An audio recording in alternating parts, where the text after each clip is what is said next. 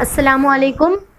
آج ہم شروع کریں گے ہمارا پہلا سبق حضرت سلمان فارسی رضی اللہ تعالیٰ عنہ۔ اسے ایک ادارے نے لکھا ہے۔ ادارے سے مراد معلومات اخذ کر کے، جگہ جگہ سے معلومات اخذ کر کے تحریر کرنا۔ سب سے پہلی بات، دنیا میں مبعوث تمام انبیاء کرام میں جس طرح حضرت محمد صلی اللہ علیہ وسلم کو فضیلت حاصل ہے، اسی طرح آپ صلی اللہ علیہ وسلم کے صحابہ کرام کو امت میں عظمت و رفعت حاصل ہے۔ عظمت و رفعت، بلند مرتبہ۔ اللہ کے رسول نے اپنے صحابہ کی تقلید کرنے کی بھی اپنی امت کو تلقین کی ہے۔ صحابہ کرام آپ صلی اللہ علیہ وسلم کے جانثاروں میں تھے اور آپ صلی اللہ علیہ وسلم کی مدد کے لیے ہمیشہ تن من دھن سے تیار رہتے تھے۔ ان صحابہ کرام میں حضرت سلمان فارسی بھی تھے۔ اس میں بتایا گیا ہے کہ آپ صلی اللہ علیہ وسلم کے جو صحابہ تھے انہیں بھی بلند و مرتبہ حاصل تھا اور وہ ہمیشہ آپ صلی اللہ علیہ وسلم کی مدد کے لیے تن من دھن سے تیار رہتے تھے۔ مطلب وہ دل و جان سے ہمیشہ حضور صلی اللہ علیہ وسلم کی مدد کے لیے تیار رہتے تھے۔ ان صحابہ میں حضرت سلمان فارسی بھی تھے۔ انہوں نے آپ صلی اللہ علیہ وسلم سے ملاقات کی خاطر اور حق کی تلاش کے لیے برسوں صعوبتیں برداشت کی۔ بالآخر ایران سے مدینہ پہنچ کر آپ صلی اللہ علیہ وسلم کے ہاتھ پر ایمان لائے اور آخر دم تک اسلام کی خدمت کرتے رہے۔ اب اس میں بتایا ہے کہ وہ آپ صلی اللہ علیہ وسلم کی ملاقات کی خاطر اور حق کی تلاش کے لیے برسوں صعوبتیں برداشت کرتے رہے۔ صعوبتیں سے مراد تکلیفیں، اور آخرکار وہ ایران سے مدینہ پہنچ کر ایمان لاتے ہیں اور آخر دم تک اسلام کی خدمت کرتے ہیں۔ ذیل کے سبق میں ان کی حالات زندگی بیان کی گئی ہے۔ اب اس سبق میں حضرت سلمان فارسی رضی اللہ تعالیٰ عنہ کی زندگی کے بارے میں بتایا ہے کہ کس طرح انہوں نے جو صعوبتیں برداشت کی اور کس طرح ایمان لائے۔ پہلا پیراگراف، اللہ تعالیٰ کے برگزیدہ بندے ہمیشہ حق کی تلاش میں سرگرداں رہتے ہیں۔ ان کی استقامت اور ثابت قدمی میں اس راہ کے مصائب کبھی بھی مانے نہیں ہوتے اور وہ تمام تکلیفوں کا سامنا کرتے ہوئے آگے بڑھتے رہتے ہیں۔ انہیں اپنی ذات کا خیال رہتا ہے، نہ مال و متاع کی فکر۔ عیش و آرام کی لذتوں میں ان کا دل للچاتا ہے، نہ صحراؤں اور پہاڑوں میں گھبراتا ہے۔ انہیں دھن رہتی ہے تو بس حق تلاش کی۔ اب اللہ تعالیٰ کے برگزیدہ بندے، برگزیدہ بڑے مرتبے والا، سرگرداں، پریشان، ان کی استقامت سے مراد مضبوطی اور ثابت قدمی، اپنی بات پر قائم رہنا۔ مصائب، مصیبت کی جمع مصائب، معنی نہیں ہوتے، مطلب رکاوٹ نہیں بنتے۔ اب اس میں بتایا ہے کہ کس طرح اللہ تعالیٰ کے وہ بندے جنہیں حق کی تلاش ہوتی ہے، ان کی استقامت اور ثابت قدمی کبھی ان کے راستے کی رکاوٹ نہیں بنتی ہے۔ وہ صرف حق کی تلاش میں اپنا پورا دھیان لگاتے ہیں۔ وہ تمام تکلیفوں کا سامنا کرتے ہوئے صرف اور صرف آگے بڑھتے ہیں۔ انہیں کسی بھی طرح کی کوئی رکاوٹ روک نہیں سکتی۔ ان کی اپنی ذات بھی، مطلب وہ خود کی بات نہیں سنتے اور نہ ہی مال و متاع کی فکر۔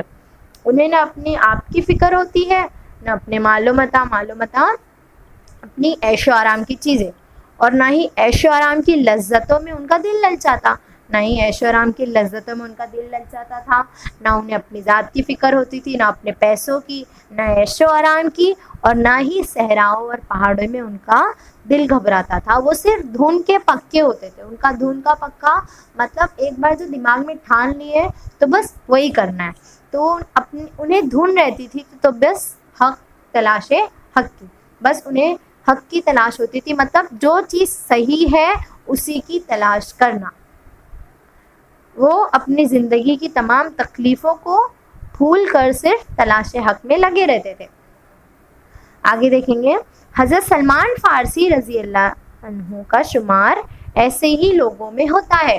اب حضرت سلمان فارسی کا بھی شمار ایسے ہی لوگوں میں ہوتا ہے۔ حق کو پانے کے لیے انہوں نے جو پریشانیاں برداشت کی، ان کا ذکر صحابہ کی سیرت پر لکھی ہوئی مختلف کتابوں میں موجود ہے۔ اب حضرت سلمان فارسی بھی ایسے ہی لوگوں میں تھے جنہیں کسی بھی قسم کی تکلیفوں سے کوئی فرق نہیں پڑنے والا، وہ صرف تلاش حق میں لگے رہتے تھے۔ انہوں نے بھی بہت ساری پریشانیاں برداشت کی ہیں، اور اس کا ذکر صحابہ کرام کی سیرت پر لکھی ہوئی مختلف کتابیں آتی ہیں، جس میں بہت سے صحابہ کی زندگی کے بارے میں ہے کہ کس طرح انہوں نے تلاش حق میں ایمان کو پھیلانے کے لیے جو تکلیفیں برداشت کی ہیں، وہ سب ان کتابوں میں موجود ہے۔ حضرت سلمان فارسی کے بارے میں کتابوں میں لکھا ہوا ہے، ان کی جو تکلیفیں ہیں اور مصیبتیں ہیں وہ سب۔ اگلا پیراگراف، ایران قدیم زمانے ہی سے علم و ہنر کا مرکز رہا ہے۔ انسانی تمدن کا سورج بھی نفس النہار پر نہ پہنچا ہوگا کہ وہاں کی تہذیب و معاشرات کے چرچے عام ہونے لگے تھے۔ مجوسی نے زرتشتی مذہب کو عام کرنے میں کوئی کسر اٹھا نہ رکھی تھی۔ دنیا کی اولین حکومت کا قیام وہیں عمل میں آیا۔ 7ویں صدی عیسوی میں ساسانی حکومت میں سیاسی تغیرات اور فوجی نظام کو ترقی دی گئی۔ حضرت سلمان فارسی رضی اللہ تعالیٰ عنہ ان تبدیلیوں کو دیکھتے رہے، مگر حق کو پانے کی لگن ان کے دل میں کروٹیں لیتی رہی۔ ایران کے قدیم زمانے میں ہی سے علم و ہنر کا مرکز رہا ہے۔ ایران قدیم زمانے سے مطلب پہلے سے ہی علم و ہنر کا مرکز تھا ایران، جیسے کہ مرکز علم و ہنر کا مرکز سے مراد وہاں پر سب سے زیادہ علم و ہنر ہوتا تھا۔ تعلیم حاصل کرنے کے لیے لوگ جاتے ہیں نا، جیسے ویسے ہی وہاں ایران تھا علم و ہنر کا مرکز۔ انسان و تمدن کا سورج ابھی نفس النہار سے مراد دوپہر کا وقت، آدھا دن نہ پہنچا ہوگا کہ وہاں کی تہذیب و معاشرات کے چرچے عام ہونے لگے تھے۔ مجوسیوں نے زرتشتی مذہب کو عام کرنے میں کوئی کسر اٹھا نہ رکھی تھی۔ مجوسیوں سے مراد آگ کی پوجا کرنے والے، مطلب وہاں کا جو مذہب تھا، پہلے آگ کی پوجا کرتے تھے لوگ، تو وہ مجوسیوں کہلاتا تھا، اور زرتشتی آگ کی پوجا کرنے والے انہیں پارسی بھی کہتے تھے۔ انہوں نے کوئی کسر نہیں چھوڑی تھی، مطلب ہر طرف وہی سب عام تھا، آگ کی پوجا کرنا۔ دنیا کی اولین حکومت کا قیام وہیں عمل میں آیا تھا، اور ساسانی تغیرات بھی ہوئے تھے، اور فوجی نظام کو ترقی بھی وہیں دی گئی تھی 7ویں صدی عیسوی میں۔ حضرت سلمان فارسی ان ساری تبدیلیوں کو دیکھتے رہے، مگر حق کو پانے کی لگن ان کے دل میں کروٹیں لیتی رہی، مطلب وہ ان کے دل میں صرف یہی چلتا تھا کہ کس طرح وہ تلاش حق پوری ہو جائے ان کی۔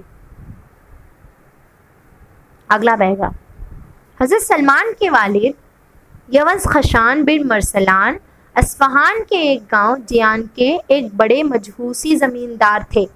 اب حضرت سلمان رضی اللہ عنہ کے جو والد تھے یونس خشان بن مرسلان، وہ اصفہان ایک گاؤں کا نام تھا، وہاں کے اصفہان کے ایک گاؤں جیان کے ایک بڑے مجوسی زمیندار تھے۔ زمیندار مجوسی مطلب وہ بھی آگ کی پوجا کرنے والے زمیندار تھے وہاں کے، ان کا بھی مذہب وہ آگ کی پوجا کرنا ہی تھا۔ کسی وجہ سے انہوں نے جیان سے ترک وطن کر کے ہرمز میں سکونت اختیار کر لی۔ اب انہوں نے کوئی وجہ تھی جس وجہ سے وہ جیان کو ترک وطن مطلب وہاں سے ترک ہو کے وہ ہرمز میں چلے جاتے ہیں۔ اسی گاؤں میں حضرت سلمان رضی اللہ عنہ پیدا ہوئے، اسی گاؤں میں ہرمز میں وہ پیدا ہوئے۔ ان کا پہلا نام ماہویہ تھا۔ وہ اپنے والد کے لیے دنیا کی ساری چیزوں سے زیادہ محبوب تھے، اسی لیے بچپن ہی سے ان کا بہت زیادہ خیال رکھا جاتا تھا۔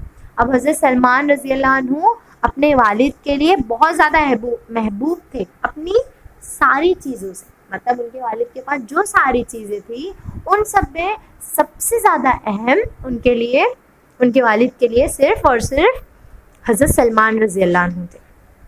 وہ ان کا بہت خیال رکھتے تھے. انہوں نے کم عمری ہی سے مجہوسیت کی اس قدر تعلیم حاصل کر لی تھی کہ انہیں آتش کدے کا داروغہ بنا دیا گیا. اب حضرت سلمان رضی اللہ عنہ کو بھی مجوسیت کی بہت ساری تعلیم دی گئی. انہوں نے بہت زیادہ اس تعلیم میں ڈوب کر اسے حاصل کیا. اس وجہ سے انہیں آتش خدا کا داروغہ بنایا گیا. مطلب آتش خدا وہ جگہ ہوتی تھی جہاں پہ مجوسی لوگ آگ کی پوجا کرتے تھے, تو وہاں پہ وہ داروغہ بن گئے. مطلب وہاں کی رکھوالی وہ سب حضرت سلمان کرنے لگے. کیوں؟ کیونکہ انہیں اس چیز میں بہت زیادہ تعلیم انہوں نے حاصل کر لی تھی. مگر وہ اس مذہب سے مطمئن نہیں تھے. انہیں وہ سب پسند نہیں تھا. انہیں ایسا لگتا تھا کہ نہیں یہ ٹھیک نہیں ہے. وہ مطمئن ذرا بھی نہیں تھے. ان کا دل اندر سے اس مذہب کو کبھی بھی پوری طرح سے ایکسیپٹ نہیں کیا تھا. ایک دن کا ذکر ہے, حضرت سلمان رضی اللہ عنہ کے والد نے کسی کام کے لیے انہیں کھیت میں جانے کے لیے کہا. کھیت کے راستے میں ایک گرجا گھر تھا. اب کسی وجہ ایک دن کا ذکر بتایا گیا ہے کہ ان کے والد نے انہیں کسی وجہ سے کھیت میں جانے کے لیے کہا. اب کھیت کے راستے میں ایک گرجا گھر پڑتا تھا. گرجا گھر عیسائیوں کی عبادت گاہ جسے چرچ کہتے ہیں. آج کل چرچ بولتے ہیں, پہلے گرجا گھر کہا جاتا تھا جہاں پہ عیسائی لوگ اپنی عبادت کرتے تھے. حضرت سلمان کھیت میں جانے کی بجائے گرجا گھر میں چلے گئے اور دیر شام تک وہیں رہے. گرجا گھر کی رسومات اور عبادات کے طریقے سے وہ بہت متاثر ہوئے. رسومات مطلب رسم کی جمع اور عبادت کی جمع. وہاں کی جو رسم اور عبادت تھی اسے دیکھ کر وہ بہت متاثر ہو گئے. مطلب انہیں تھوڑا تسلی آئی کہ نہیں یہ صحیح ہے, اس آگ کے کمپیریزن میں یہ زیادہ متاثر ہے, یہ زیادہ ٹھیک ہے. تو وہ اس سے متاثر ہو گئے. گھر لوٹ کر انہوں نے ساری روداد اپنے والد کو سنائی. اب روداد مطلب پوری چیز کو ماسٹرز میں سنا دینا, کیا ان کے ساتھ ہوا تھا. تو وہ اپنے والد کو پورا واقعہ بیان کرتے ہیں. تو یہ سن کر ان کے والد برہم ہوئے, بہت زیادہ خفا ہو گئے اور حضرت سلمان کے پیروں میں بیڑیاں ڈال دی. بیڑیاں زنجیروں سے ان کے پیر کو باندھ دیا کہ وہ آگے ایسی غلطی نہ کر سکے. یہ سوچ کر ان کے والد بہت زیادہ غصہ ہو گئے کہ وہ گرجا گھر میں کیوں چلے گئے. اگلا پیراگراف. حضرت سلمان کسی طرح ان بیڑیوں سے آزاد ہوئے اور ایک عیسائی قافلے کے ساتھ ملک شام چلے گئے. اب حضرت سلمان کسی نہ کسی طرح ان بیڑیوں سے رہا ہوئے اور ایک عیسائی قافلہ, مطلب وہ عیسائیوں کے مذہب سے متاثر ہوئے تھے نا, اسی لیے عیسائی قافلے کے ساتھ ملک شام چلے گئے. اب پچھلے زمانے میں ٹرین بس تو ہوتی نہیں تھی, تو قافلہ بنایا جاتا تھا. بہت سارے لوگ ایک ساتھ مل کر ایک ٹائم پہ ایک فاصلے سے دوسرے فاصلے سے, ایک شہر سے دوسرے شہر ایک ساتھ مل کے جاتے تھے کہ انہیں راستے میں کوئی لوٹ کا خطرہ نہ ہو. سب ایک ساتھ جایا کرتے تھے, اسی کو قافلہ کہتے تھے. تو عیسائی قافلہ ملک شام جاتا ہے. وہاں مختلف پادریوں کی خدمت کر کے انہوں نے عیسائی مذہب کی تعلیمات حاصل کی. اب وہ جب عیسائی قافلے کے ساتھ وہاں جاتے ہیں تو وہاں کی مختلف پادریوں کے ساتھ, اب وہاں پہ جو بڑے لوگ ہوتے ہیں جن کو بہت زیادہ معلومات حاصل ہوتی ہے انہیں پادری کہا جاتا تھا. پادری یا راہب کچھ بھی بول سکتے ہیں. یہاں پر دو نام دیے گئے, پادری اور راہب. تو وہ ان کے ساتھ رہ کے ان کی خدمت کر کے ان سے بہت ساری معلومات لے کر تعلیم حاصل کرتے ہیں عیسائی مذہب کی. جب کسی پادری یا راہب کا انتقال ہو جاتا حضرت سلمان دوسرے کے پاس چلے جاتے. اب جیسے کہ وہ ایک پادری کے پاس ساری تعلیم لیتے, اگر اس کا انتقال ہو جاتا تو وہ دوسرے کے پاس چلے جاتے. اس طرح انہوں نے اصفہان سے شام, نینوا اور اموریہ تک سینکڑوں میل کا سفر طے کیا. اب اس طرح وہ اصفہان سے شام نینوا اور اموریہ تک سینکڑوں میل کا سفر طے کیا. وہ ایک جگہ سے دوسرے جگہ, دوسرے سے تیسرے ایسے جانے لگے تعلیم حاصل کرنے کے لیے, اور تلاش حق کی خاطر کڑی مصیبتیں برداشت کی. انہیں کہیں بھی حق کی تلاش نہیں ہوئی تو وہ آگے بڑھتے رہے ساری مصیبتیں اور تکلیفوں کا سامنا کرتے ہوئے.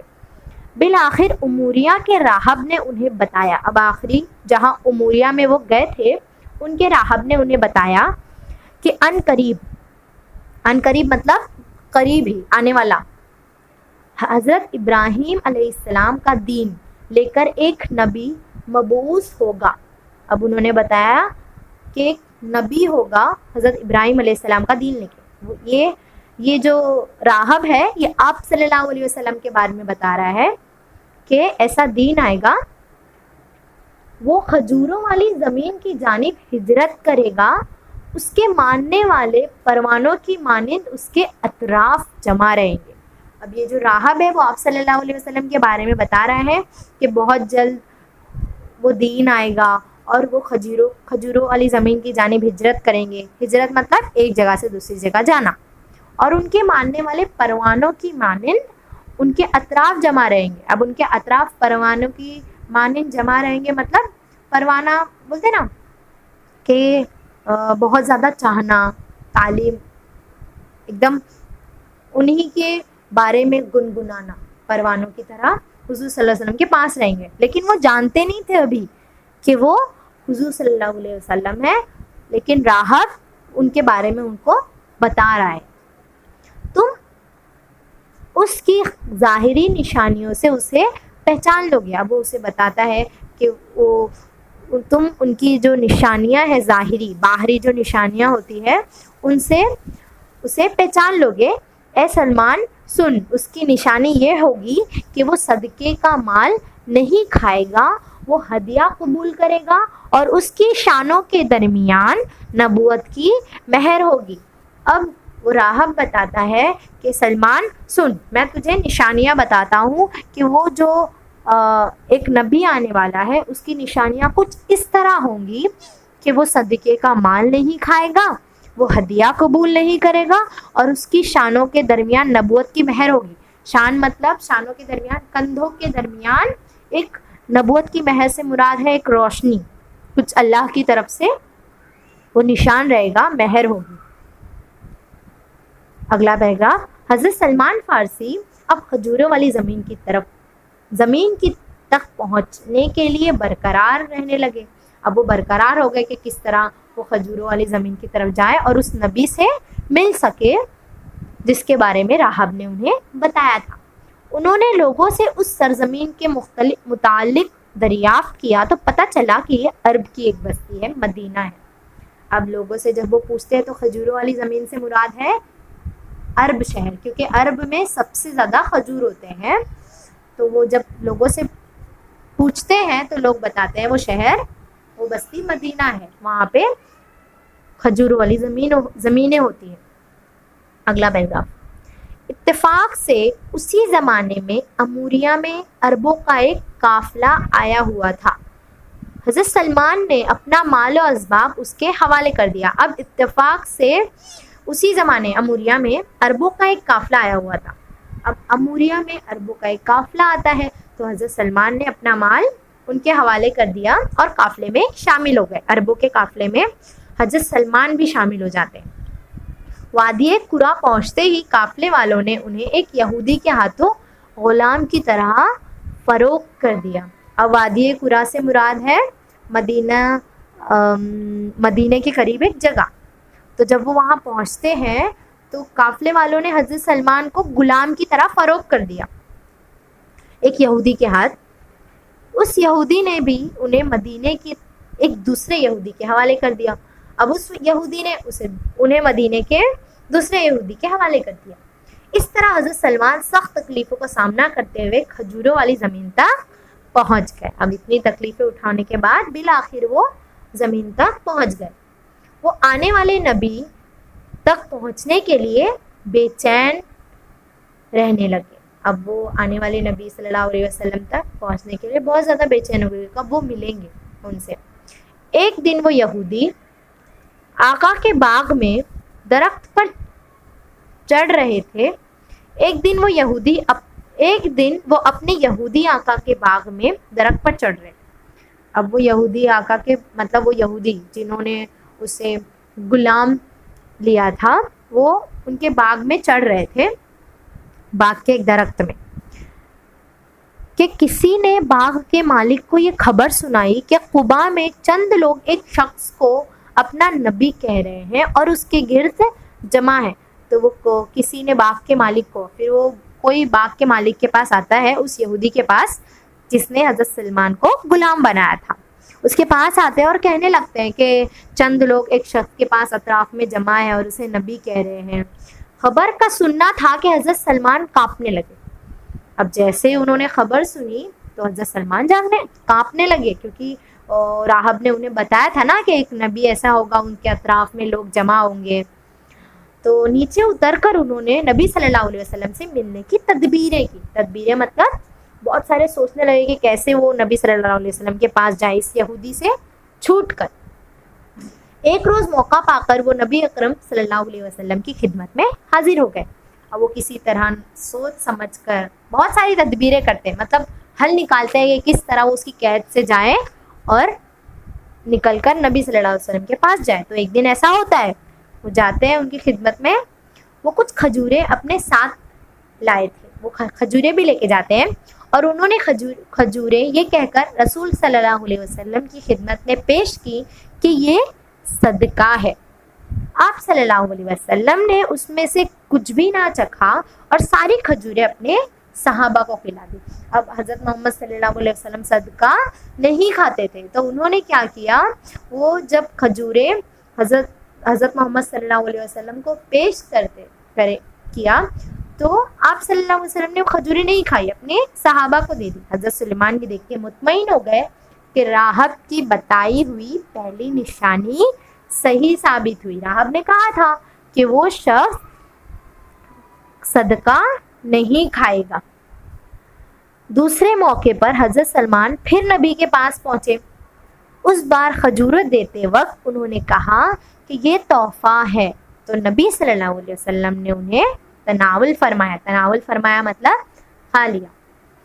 تو پھر اور اپنے صحابہ میں بھی تقسیم کر دیا، تھوڑا وہ خود بھی کھاتے ہیں اور اپنے صحابہ کو کھلاتے ہیں. اس طرح دوسری نشانی بھی صحیح نکلی. اب دوسری نشانی میں راہب نے بتایا تھا کہ وہ تحفہ قبول کریں گے، تو یہ نشانی بھی سچ ہو گئی. حضرت سلمان اب نبی اکرم کی تیسری نشانی دیکھنے کے لیے بےتاب تھے. ایک روز وہ نبی کی پشت کی جانب محفل میں بیٹھ گئے. اب نبی کی پشت کی جانب مطلب پیٹھ کی طرف وہ بیٹھ گئے.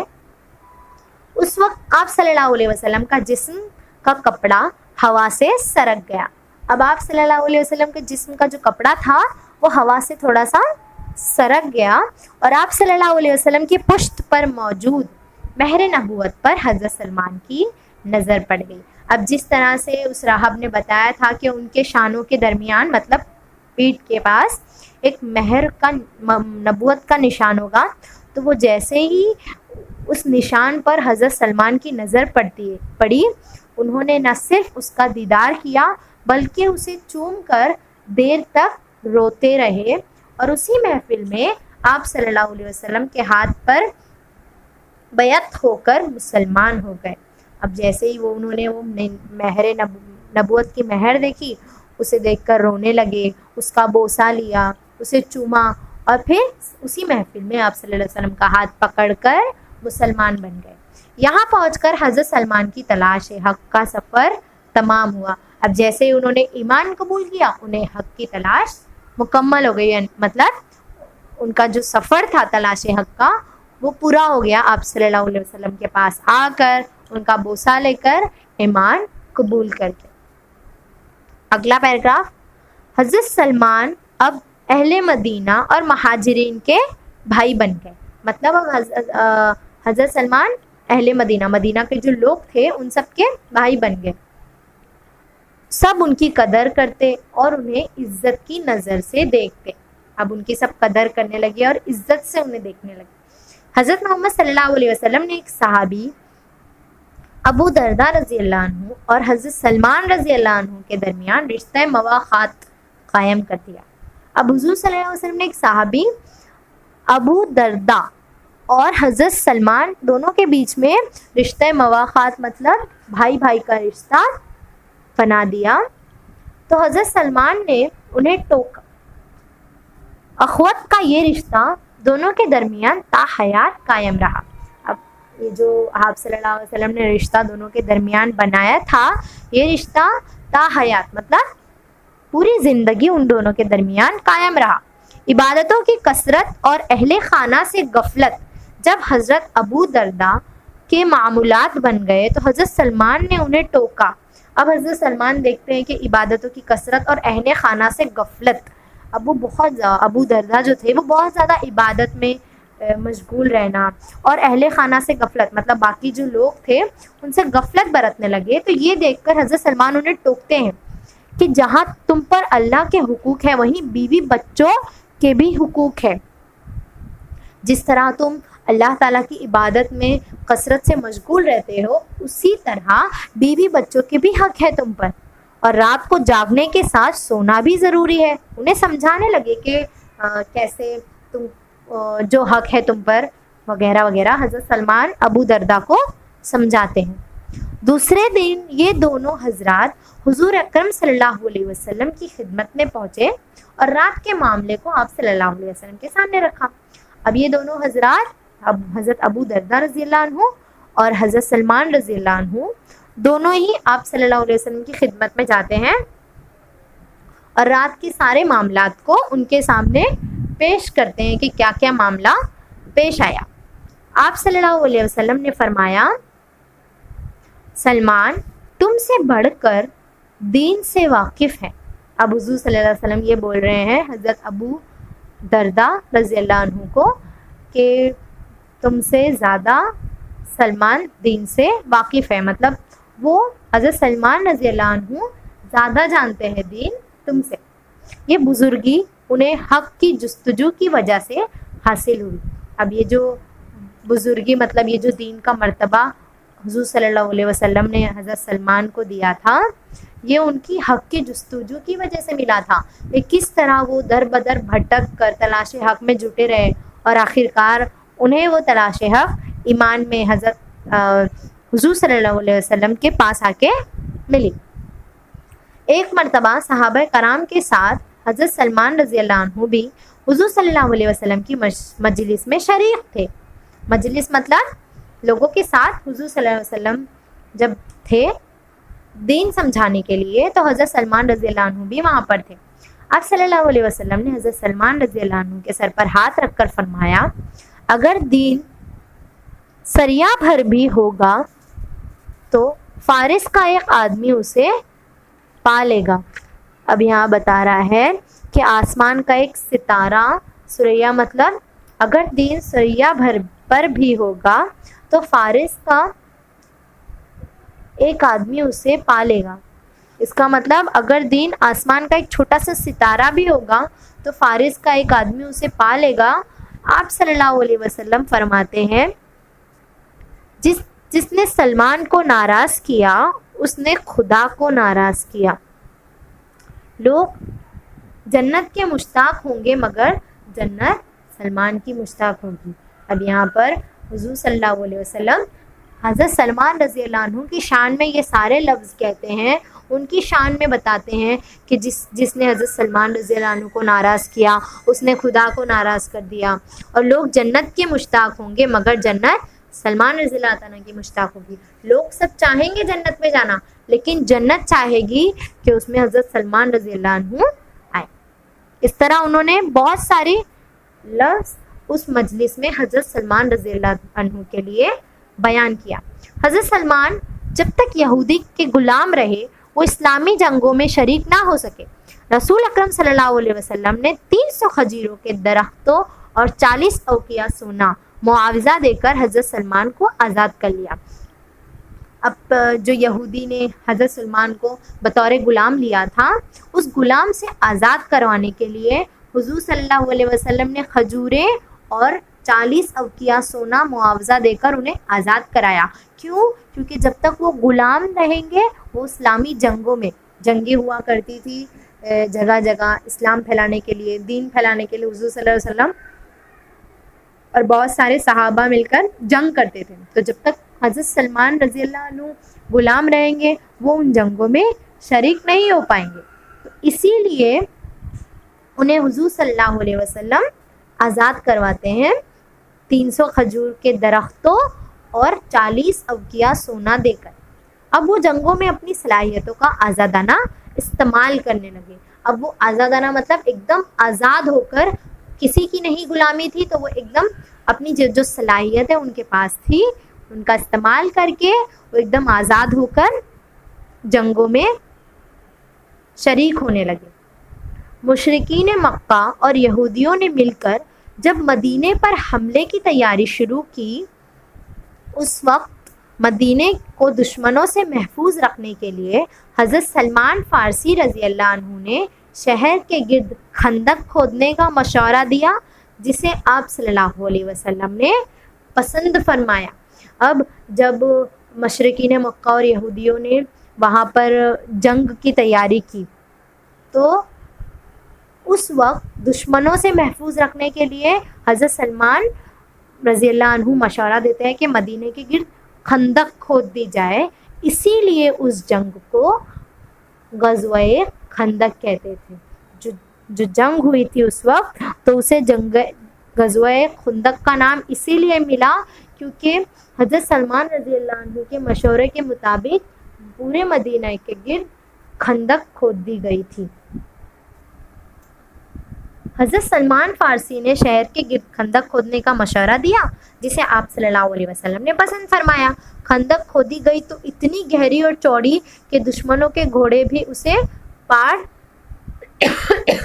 نہیں کر سکے اور انہیں پسپا ہونا پڑا.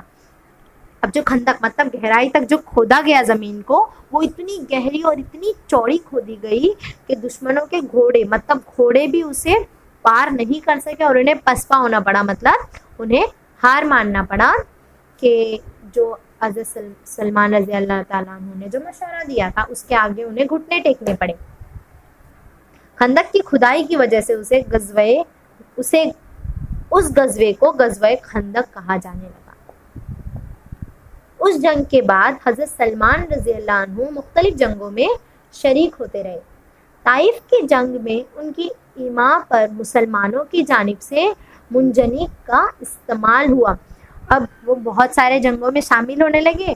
پھر ایک جنگ ہوئی طائف کی جو جنگ تھی، اس میں ان کے ایما پر مسلمانوں کی جانب سے منجنیق کا استعمال ہوا. منجنیق دور سے پتھر پھینکنے کا ایک آلہ ہوتا تھا اس زمانے میں، اس سے وہ پتھر پھینکنے لگے. حضرت ابو بکر رضی اللہ عنہ اور حضرت عمر رضی اللہ عنہ کی خلافت کے دور میں بھی حضرت سلمان فارسی رضی اللہ عنہ نے بہت سی جنگی کارنامے انجام دیے. بہت سارے کارنامے انہوں نے انجام دیے تھے اپنی زندگی میں. حضرت عمر رضی اللہ عنہ کے دور خلافت میں جب ایران پر لشکر کشی کی گئی، تو اس وقت خود سلمان فارسی اسلامی لشکر کی رہنمائی فرما رہے تھے. آپ رضی اللہ عنہ نے اولاً اپنے ہم وطن ایرانیوں کو مخاطب کیا اور انہیں سمجھایا، میں تم ہی میں سے ایک آدمی ہوں. تم دیکھتے ہو کہ عرب میری عزت کرتے ہیں. اگر تم اسلام لے آئے تو تمہارے لیے ویسے ہی حقوق ہوں گے جیسے ہمارے لیے ہیں.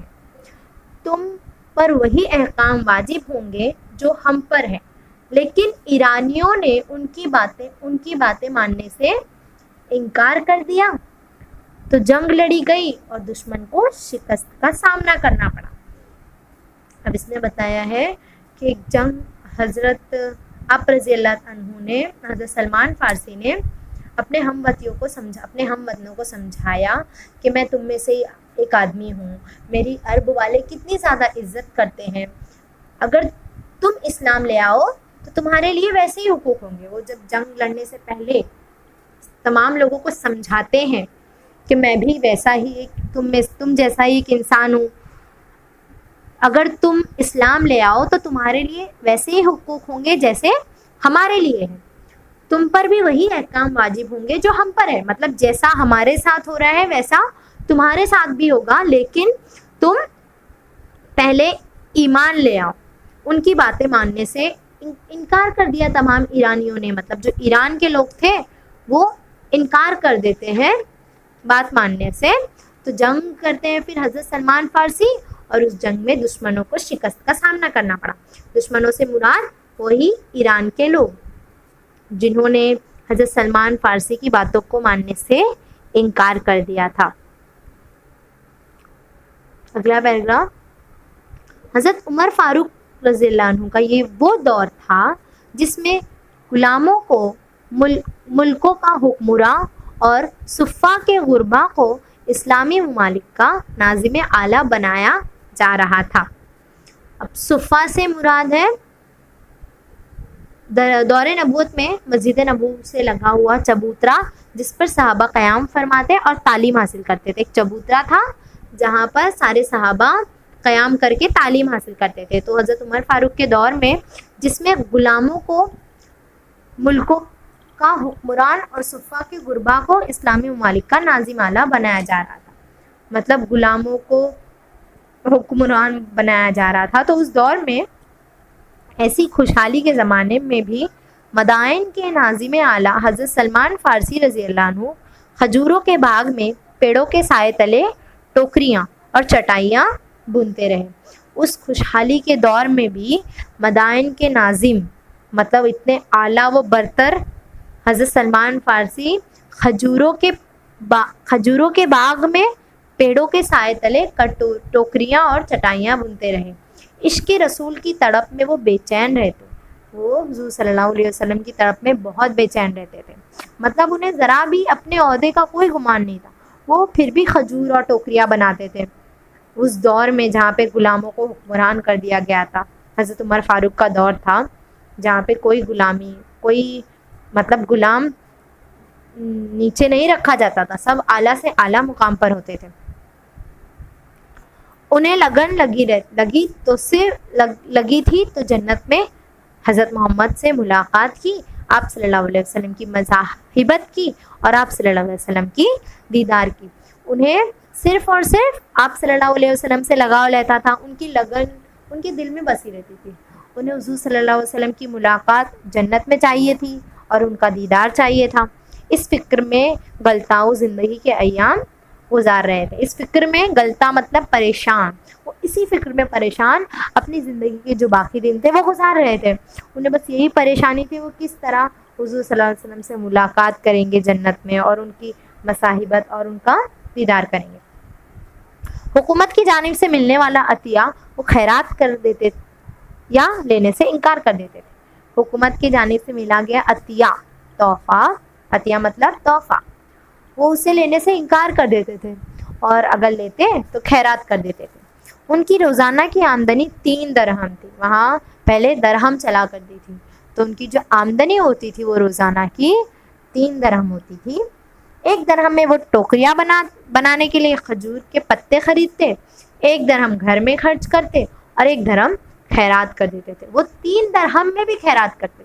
پہلے تو وہ حکومت کی جانب سے ملنے والا عطیہ خیرات کرتے، اس کے بعد وہ اپنی آمدنی میں سے بھی 1 عطیہ گھر پر خرچ کرتے، 1 عطیہ ٹوکریاں بنانے کے لیے کھجور کے پتوں پر اور 1 درہم بھی خیرات کر دیتے۔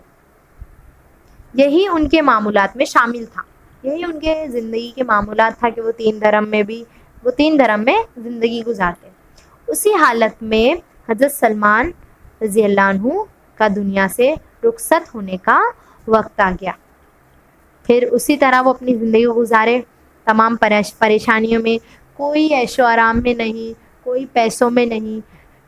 اللہ کے رسول کے اتنے قریب ہونے کے باوجود بھی انہوں نے زندگی کو سادگی سے گزارنا پسند کیا اور اسی طرح کے تمام معمولات میں ان کی زندگی گزری اور آخری وقت بھی آ گیا۔ وہ سخت علیل تھے، وہ علیل مطلب بیمار، وہ بہت بیمار ہو گئے۔ جب حضرت سعد بن وقاص رضی اللہ عنہ ان کی عیادت کے لیے تشریف لائے تو انہیں دیکھ کر سلمان فارسی رضی اللہ عنہ رونے لگے۔ اب وہ اپنے آخری وقت میں جب بیمار پڑے تو حضرت سعد بن رضی اللہ عنہ انہیں دیکھنے کے لیے آئے تو وہ انہیں دیکھ کے رونے لگے۔ سعد رضی اللہ عنہ نے رونے کی وجہ پوچھی تو فرمایا، حضور صلی اللہ علیہ وسلم نے ہم سے عہد کر لیا تھا کہ تمہارا ساز و سامان ایک مسافر کے سامان سفر سے زیادہ نہ ہو، مگر میرے پاس تو اتنا زیادہ سامان ہے، میں اپنے محبوب کو کیا منہ دکھاؤں گا۔ اب وہ بولتے ہیں کہ جو سامان ہونا چاہیے ہمارے پاس، مطلب حضرت سلمان رضی اللہ عنہ کے پاس، ایک بار بتایا تھا ان کو حضور صلی اللہ علیہ وسلم نے کہ تمہارا سامان ایک مسافر کے سامان سفر سے زیادہ نہ ہو، مطلب ایک مسافر جو اپنے سفر میں سامان لیتا ہے اس سے بھی کم تمہارا سامان ہونا چاہیے. مگر میرے پاس تو اتنا سامان، بہت زیادہ سامان ہے، میں اپنے محبوب کو کیا منہ دکھاؤں گا. حضرت سعد رضی اللہ عنہ فرماتے ہیں کہ اس وقت حضرت سلمان کا کل اثاثہ ایک بڑا پیالہ اور ایک تسلا تھا. اب اس وقت بتا رہے تھے حضرت سعد کہ ان کا جو پوری ملکیت تھی وہ صرف اور صرف ایک بڑا پیالہ تھا، صرف ایک پیالہ تھا ان کے پاس بڑا، اور ایک تسلا. اسے لے کر وہ اتنا زیادہ پریشان تھے. اور ہم آج کی زندگی والے، ہمارے پاس تو کتنا سارا سامان ہوتا ہے تو بھی ہمیں کم پڑتا ہے. حضرت سلمان فارسی رضی اللہ عنہ سن 33 ہجری میں دنیا سے رخصت ہوئے اور انتقال کے وقت وہ 80 برس کے تھے. ان کا مزار مدائن میں ہے، مدائن عراق. ان کا انتقال 80 برس کی عمر میں ہوا تھا اور ان کا جو مزار بنی، ان کی جو قبر بنی وہ عراق میں تھی. اس سبق کو دھیان سے پڑھنا ہے اور اس کے جو مشکل الفاظ ہیں جن کے میں نے معنی بتایا ہے انہیں پڑھنا ہے، اور اس خاکے کو پورا کرتے ہیں جو سبق کے حوالے سے رہتا ہے. سبق کو پڑھیں گے اور آپ اس خاکے کو خود مکمل کریں گے، کیونکہ جو اس خاکے میں بتایا گیا ہے وہ سارا کے سارا میں نے خود میرے زبان سے ادا کیا ہے. آل دا بیسٹ. دھیان سے سبق کو پڑھنا اور اس خاکے کو اور اس سارے سوال و جواب کو آپ کو خود کرنا ہے. اسے دھیان سے دیکھیے. سب سے پہلے آپ کو اس پہلے خاکے کو پورا کرنا ہے. حضرت سلمان فارسی رضی اللہ عنہ، ان کا پہلا نام کیا ہے، ان کا دوسرا نام، والد کا نام اور ان کی سکون، یہ سبق میں ہے. اس کے بعد ان کا جائے پیدائش، گھرانہ، علاقہ اور ناظم اعلیٰ. ٹھیک ہے. پھر سارے سوالات کو میں بڑھا کر دیتی ہوں. ایک ایک کر کے پڑھنا ہے اور اس کا جواب آپ کو خود لکھنا ہے. میں نے ساری ایکسپلینیشن دی ہے. ٹھیک ہے. دھیان سے پڑھ کے اسے سالو کیجیے. اللہ حافظ.